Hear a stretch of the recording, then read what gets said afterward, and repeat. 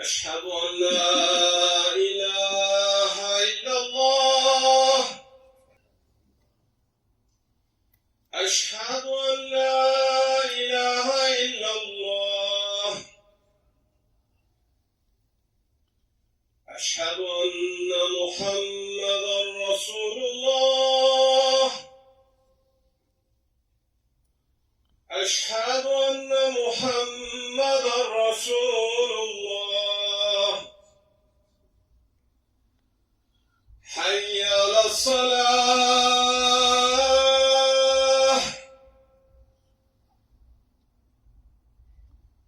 حي على الصلاة.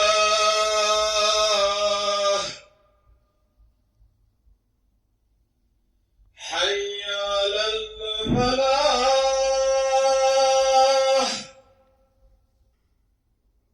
حي على الفلاح. الله أكبر الله أكبر. لا إله إلا الله. إن الحمد لله نحمده ونستعينه ونستغفره ونعوذ بالله من شرور أنفسنا ومن سيئات أعمالنا. من يهدي الله فلا مضل له ومن يضلل فلا هادي له. نشهد أن لا إله إلا الله وحده لا شريك له ونشهد أن محمدا عبده ورسوله وصلوات الله وسلامه على رسوله محمد وعلى آله وأصحابه الطيبين الطاهرين وعلى أتباعهم التابعين ومن تبعهم بإحسان إلى يوم الدين. يا أيها الذين آمنوا اتقوا الله حق تقاته ولا تموتن إلا وأنتم مسلمون. يا أيها الناس اتقوا ربكم الذي خلقكم من نفس واحدة وخلق منها زوجها وبث منهما رجالا كثيرا ونساء. أيها الناس، قال الله تبارك وتعالى في كتابه الكريم: أعوذ بالله من الشيطان الرجيم. بسم الله الرحمن الرحيم. يا أيها الذين آمنوا إذا نودي للصلاة من يوم الجمعة فاسعوا إلى ذكر الله وذروا البيع ذلكم خير لكم إن كنتم تعلمون. Sadakallahul azim. Aziz ve muhterem Müslümanlar, bugünkü cuma hutbesinde cuma gününün ehemmiyeti, diğer günler ile farkı ve bugün de edilmesi lazım olan ve olmayan işler hakkında danışacağız. Cuma sözünün lügat manası yığışmak, cemleşmek ve toplaşmaktır. İmumi manası ise Müslümanların mescide gidip diğer Müslümanlarla görüşmesi, mehribanlaşması, birbirinin derdine şerik olması ve cuma hutbesine kulak açıp cuma namazını kılmalarıdır. Ebu Hureyre'nin radıyallahu anh'ın naklettiği bir hadiste âli ahlak üzerinde olan Peygamberimize sallallahu aleyhi ve selleme cuma gününe ne için bu adın verildiği soruşuldukta o aleyhissalatü vesselam böyle cevap vermiştir: şüphesiz ki atanız Adem'in yaratılışı o günde tamamlandı, kıyamet o günde kopacak, yeniden dirilme ve insanların hesap için bir yere yığılması o günde olacaktır. Cuma gününün 3 saatinin ahırında öyle bir an vardır ki o anda dua edenin duası kabul edilir. Saydığımız bu kadar ehemmiyetli hadiselerin bu günde olmalarına göre bugüne cuma adı verilmiştir. Cuma günü bütün ilahi dinlerde ehemmiyetli sayılmıştır. Ancak sonradan ehli kitap yani Hristiyan ve Yahudiler bu gün hakkında ihtilafa düşmüştüler.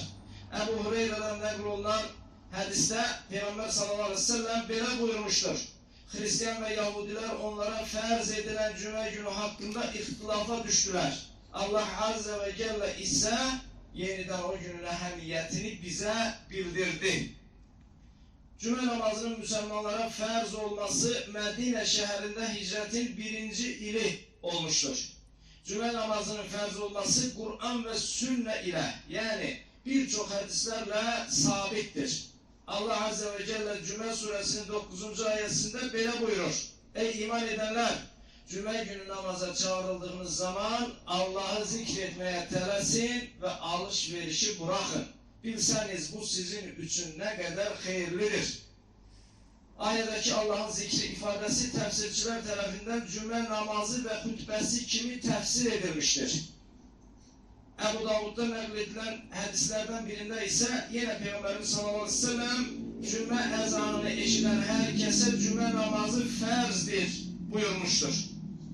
Ayet ve hadiste bildirilen cümle namazının bir şəxsə ferz olması için o şəxsə 4 elametin, 4 hususiyetin o şəxsdə olması lazımdır. Bunlardan birincisi kişi olmaktır. Çünkü cümle namazı kadınlara ferz değildir. Ancak kadınlar cümle namazına isteseler gelebilirler. Onların cemaatla kılacakları cümle namazından sonra günorta namazı kılmaları lazım olmaz. İkincisi azad olmak. Azadlıktan məhrum olan əsir, kul veya hapishanedeki məhbuslara cümle namazı da ferz değildir. Onların cümle günü günorta namazını kılmaları kifayettir. Üçüncüsü yolcu olmamak, yani seferde olmamaktır. Yolcu olan adam yolda birçok çetinliklerle karşılaşabileceği için cüme namazı onlara da ferz değildir. Dördüncüsü ise kardeşler hasta olmamak veya bazı üzürleri olmamaktır. Yani cüme namazına gideceği halde hastalığının artmasından veya uzanmasından korkan şahıslara cüme namazı ferz değil. Ancak onu da qeyd etmək lazımdır ki, yüngül baş ağrısı, yorğunluq kimi şeyler qətiyyən xəstəlik sayılmaz ve cümə namazına getməmək üçün səbəb ola bilməz. Bir de yerimə çətinliyi çəkən aciz qocalar, gözü görməyən və ayaksızlara da cümə namazı, qardaşlar, fərz değildir. Cümə namazı cemaatla kılınan namaz olduğu için cümle namazı kılanların sayının en az İmam Ebu Hanife'ye göre 3, Şafi ve Ahmed İbni Hanbel'e göre 40, İmam Malik'e göre ise en az 12 nefer olması lazımdır. Yani cümle namazının kılınması ve sahih olması için hak mezheplerden olan İmam Ebu Hanife rahmetullahi aleyhin en esas getirdiği bu haktaki say 3 neferdir. Yani imamdan elave 3 nefer olsa cümle namazı icra edilebilir. Bir şehir veya bir qəsəbədə birden artık mescitte namaz kılmak hakkında ise alimler arasında fikir ayrılığı vardır. İmam Ebu Hanife ve İmam Şafii'ye göre bir şehir veya bir qəsəbədə birden artık mescitte cümle namazı kılınabilir. Ancak bir mescit dolmadan evvel başka mescitte namaz kılmamak daha güzel olar. Çünkü cümle namazındaki esas məqsədlərdən biri Müslümanların bir yere yığışıp mehribanlaşması ve birbirinin derdine şərik olmasıdır. Buxarıda nəql olan hadislerden birinde Peygamberimiz sallallahu aleyhi ve sellem cümə namazına gelecek Müslümanın edecekleri işler hakkında belə buyurmaktadır. Kim cümə günü qüsul bəs namazını alıp, temizlenir, gözəl ətir sürtüp sonra da özüne fərz qılınan namazı qılar, İmam danışanda susup kulak asarsa o şəxsin gələn cümə namazına qədər olan günahları bağışlanar. Hədisdəki yuyunmaq, ətirlənmək, gözəl paltarlar geyinmək müstəhəb, yəni sevilən əməldir. Xutbəyə qulaq asmaq və cümə namazını qılmaq isə dəyərli qardaşlar fərzdir. Gözəl qardaşlar.